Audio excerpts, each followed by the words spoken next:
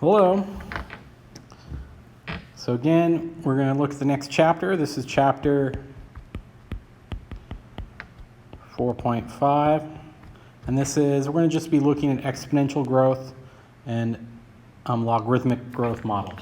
Okay. Just going to look at the models. We're not going to go in too much detail first about these. Just going to look to see if you know the differences between them and what they look like, how they behave, etc. Okay, so the first thing we're going to talk about is exponential growth models. So exponential growth models and decay models, they look something like this. This is being exponential growth model, so this is your growth. And it looks like A equals A naught e to the kt, where k is greater than 0. Then you have exponential decay models. They look something like this. They're going to look like A equals A naught ekt, where k is less than 0. Now, the first thing to notice about these is that the decay models, they eventually go to 0. They have a horizontal asymptote at 0. Okay, with time, positive time. So as your time goes up, eventually, you'll eventually decay close to, but never touch 0. For practical purposes, will be equal 0, but it's not going to go below 0. Okay, because we're actually talking, these growth models are talking about physical objects, so you really can't have negative physical objects. With the growth models, they don't have any asymptotes in positive time. They do in negative, but we don't worry about negative time in these models for the most part. Okay, so that's the first thing to notice. The other thing is they both, well, the exponential growth, they keep on, as time progresses, it goes up. Like the increase keeps on increasing. It's not a constant increase. It's not like we go up by a factor of 7. So every 10 years you multiply the amount of people by 7. It's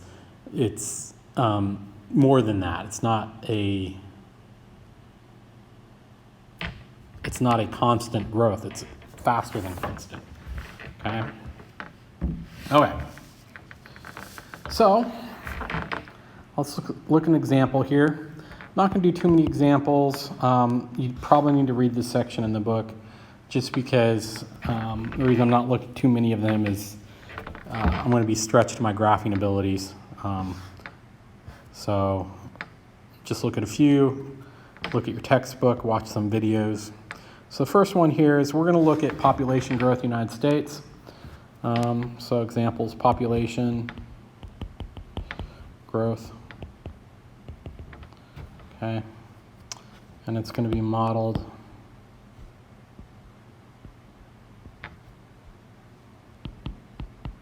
so 1970s, there was 203 million people.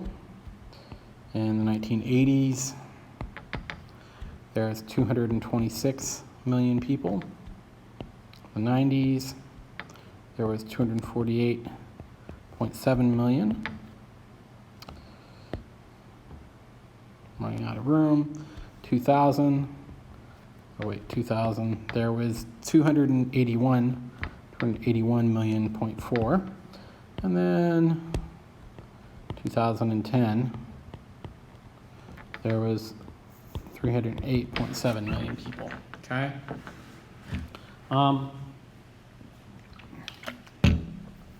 So what they look at this is they typically say you have an exponential growth with populations, and this is for the most part true. We haven't actually. There's some challenges to this in the sense of historically it's been an exponential growth, and humans, if we treat them as organisms, do grow exponentially, except that we kind of don't behave like organisms in the sense of that it seems like in the past we did behave more like organisms in that our main goal was reproduction and progression of our species, and that's why you'd have families having, more than more than 3 kids. In fact, there's tons of families that had 12, 15, 17 kids. A lot of the kids died in early age, but and this created an exponential growth potential. In modern times, we don't tend to have that. In fact, in a lot of senses, we have a kind of a decay, maybe a logarithmic decay, which we'll talk about later. But in the United States, we still kind of have an exponential growth, but most of that's not due to birth, it's due to immigration. So, assuming that it is an exponential growth problem, so we're assuming it's modeled by this equation. Okay, A0 is your base year, which would be 1970s. A is your every year after that. Okay, and what we're going to do is we're going to have to solve for K. So in these problems, if you're not given K, your first problem is solve for K. That's the first part. Okay, and we're going to use this. Okay, and we're going to say, okay, in the 1970s, we had 203.3 million people. Okay, in 2010, we had 308.7 million people. And that is a 40-year period between 1970s and 2010. So time will equal 40 years. And then we're going to solve this for K. So the first thing you do is you divide both sides by 203.3.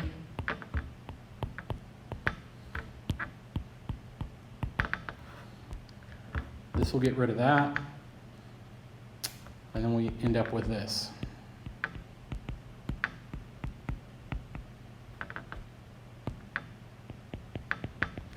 Now we need to get rid of the E because we're solving for K. So what we're going to do is we're going to take ln of both sides. This will cancel. You'll have 40K equals ln of 308.7 over 203.3. Then we need to get rid of the 40. So we divide both sides by 40. And we're done. We've solved for K. Well, we actually want a number in this case. And when you work this out, plug it in the calculator, you're going to get that K is approximately equal to 0.01.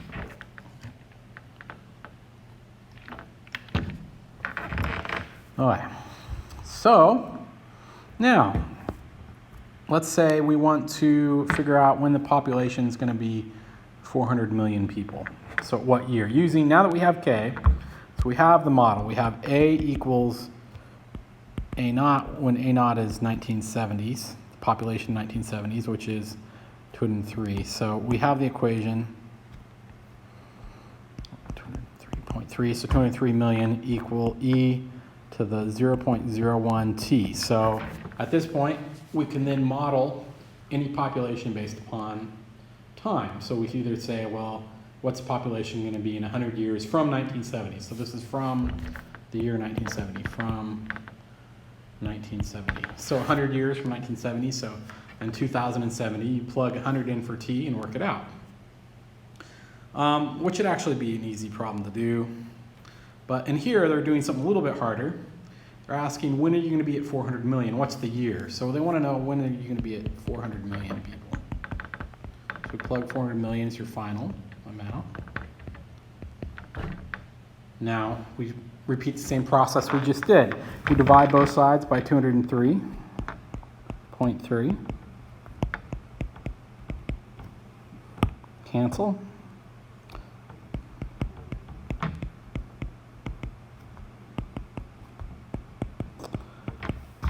Now we need to get rid of the E, so we take ln of both sides.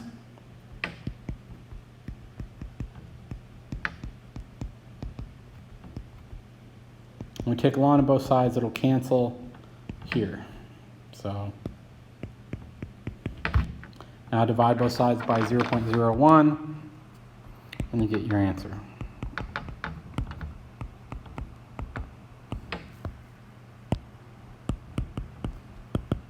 When you plug it into a calculator, you'll get 68 years. So you'll get t equals approximately 68 years. So, when will we be at 400 million people? 68 years from 1970. So, basically, at 2038, we'll be at 400 million, according to this example. All right, so we looked at exponential growth. Let's look at an exponential decay model problem. So here, looking at exponential decay, looking at Dead Sea Scrolls.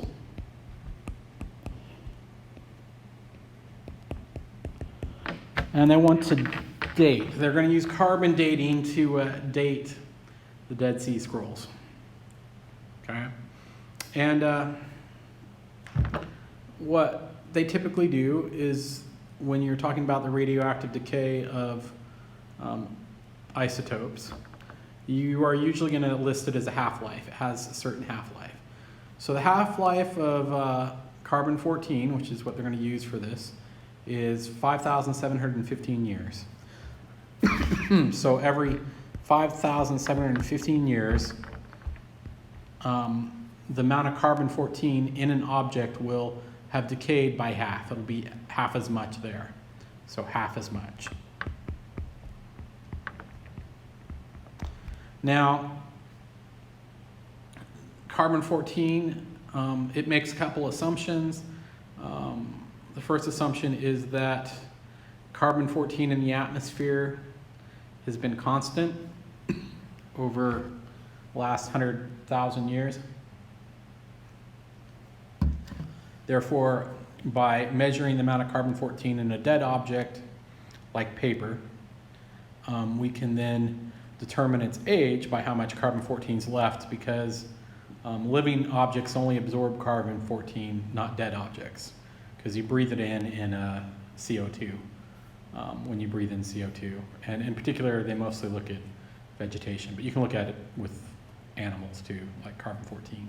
So once an animal or vegetation dies, it no longer absorbs any more carbon-14 into its structure, and so that carbon-14 is locked in and it starts decaying, because we're assuming at a constant rate, which might be a good assumption. That's debatable. All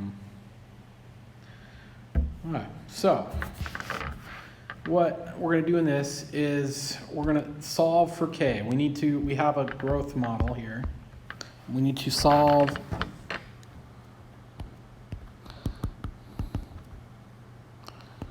for K here, all right? So again, we're solving for K. Okay, so since we're having half-life, we're saying that A is gonna equal, why is my pencil suddenly not working? Just a minute. Okay, there it is. A is gonna equal half of A naught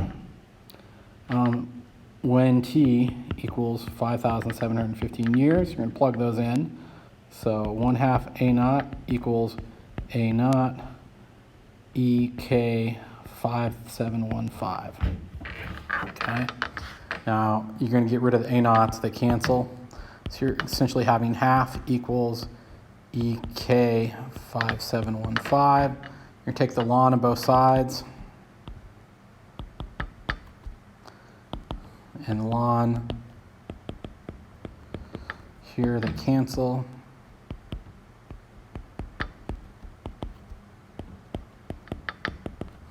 Now divide both sides by 5715. And we'll get our K. And our K is going to be negative, and it's going to be negative 0.000121 approximately. That's our K. Now, this will give us our equation. Now, since we're actually looking at percents, so our equation is we're looking at some percent of A naught. So I'll just call this a new thing, a P. Okay.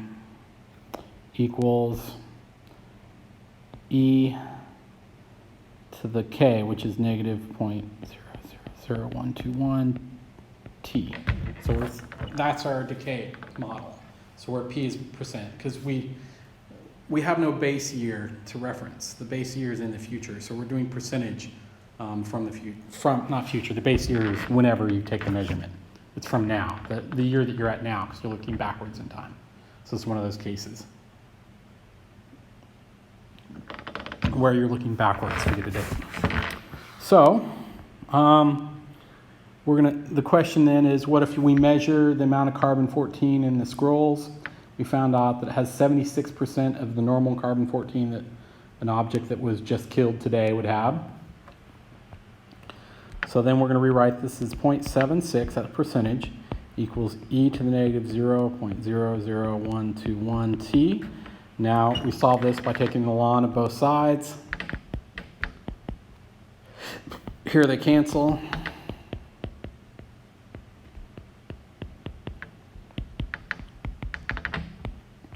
Divide both sides by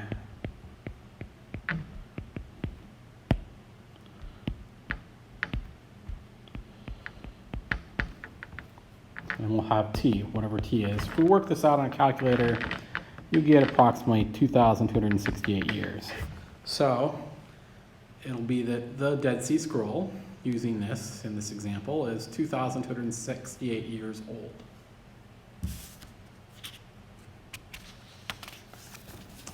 So there's looking at two models. We looked at exponential growth and then an exponential decay. Now we're going to look at logarithmic growth and logarithmic decay.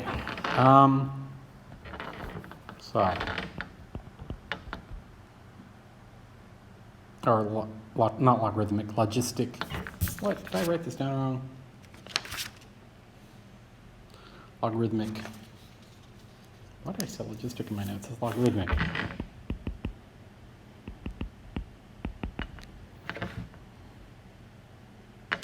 And what we have here is we're looking at the equation like this.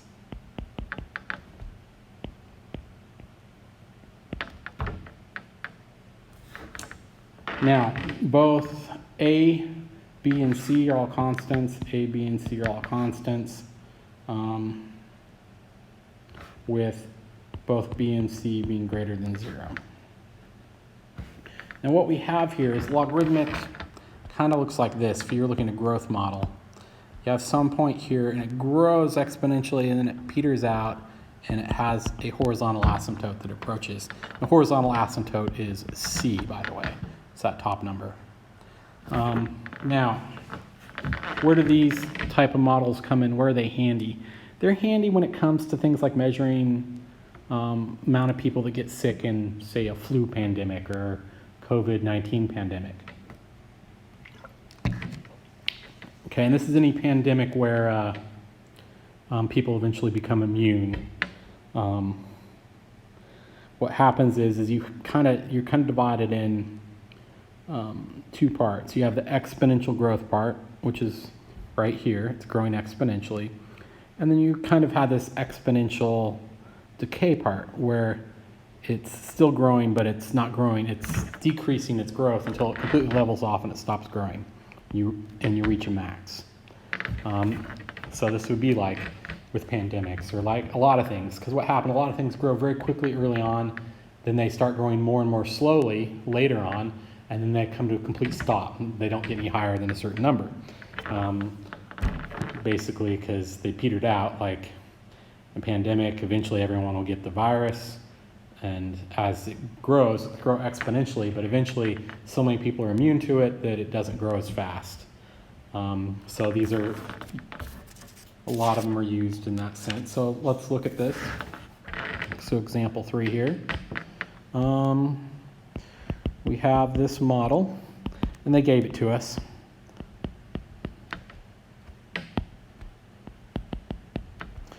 And this is for the flu.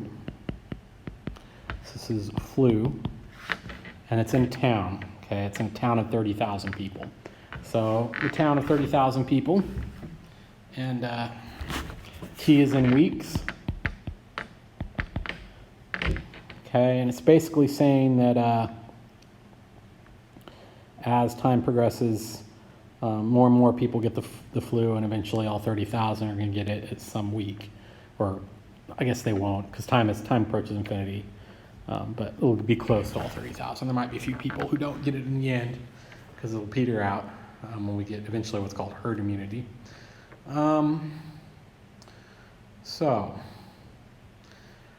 And typically they're going to ask multiple questions on these types of problems. So in this one they say, question number 1, how many people initially get the virus?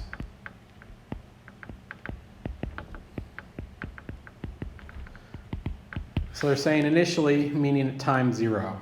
So what we're going to do is plug t equals 0 into the equation. When you do, you're going to have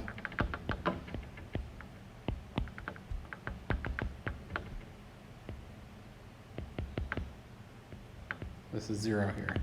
Now 0 times negative 1.5 is 0. E to the 0th power is 1. Anything to the 0th power is 1.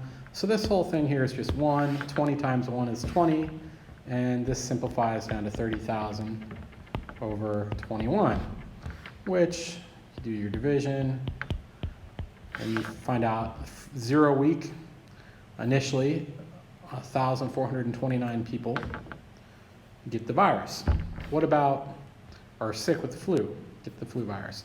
What about at week 4? So the 4th week. What if they want week 4? Then you say t equals 4. You plug 4 into this problem.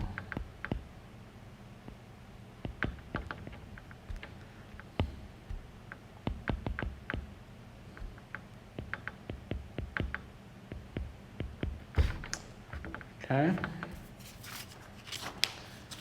and you can plug this all out and eventually get an answer if you want. Okay. The last part is they say, is there a limit to how many people eventually get sick? And the answer is yes. The limit is, of course, C. So this is going to cap out at 30,000 people. So as time approaches infinity, you're going to approach 30,000. So that is your limit. So as time approaches infinity, you're going to approach the top number, which is 30,000. So you'll approach 30,000. Now, practically, you'll never actually touch 30,000, and usually what happens is you get to a point where so many people have had the virus and are immune and that they're no longer are contagious, that the few people that are left that are contagious are insulated from the people who haven't had the virus by all the people around them that are immune. And so you'll never actually approach 30,000, which is why this t goes to infinity. And typically you might have like a time limit on this. You might say this is only valid for, say, 80 weeks. Or maybe it's only valid for 52 weeks. Maybe it's just valid for a year. Or maybe it's only valid for half a year. In which case you plug that number in to see what the maximum value is of that model. Okay. So, last thing I'm going to cover in this chapter is I'm going to look at basically choosing a model. We're going to say what kind of model you want to choose. So we're going to look at logarithmic, we're going to look at linears, and we're going to look at exponentials. Okay, now the thing with logarithmic,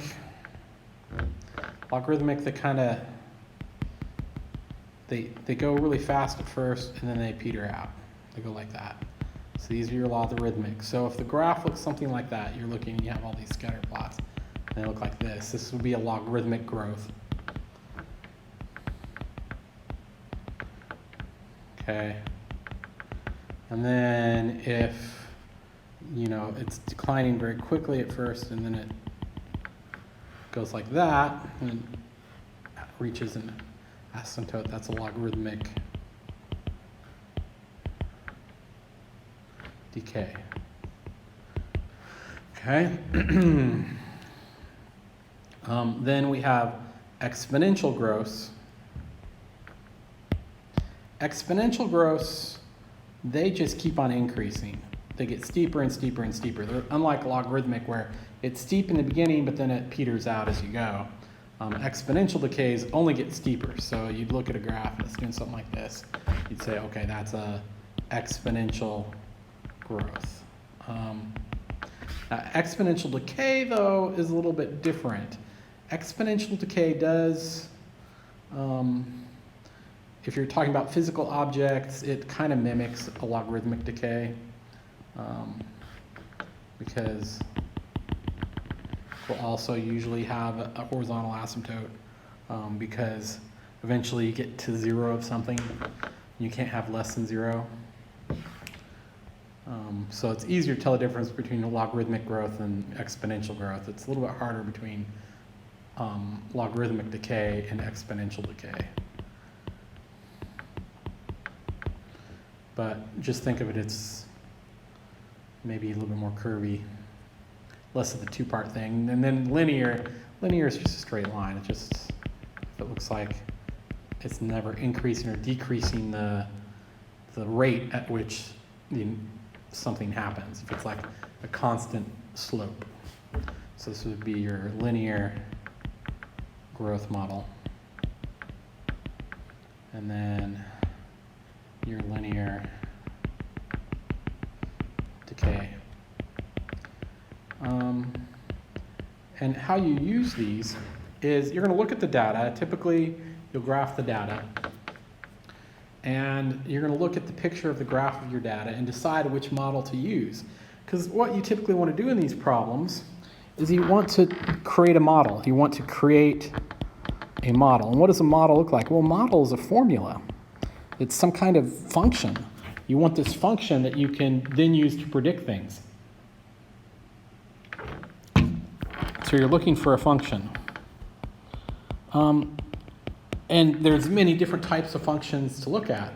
And what typically you do is if you don't have a preconception of what you expect your data to look like, you have to look at the data and say, oh, this data kind of looks like it's this different type of function. And then you pick the ones.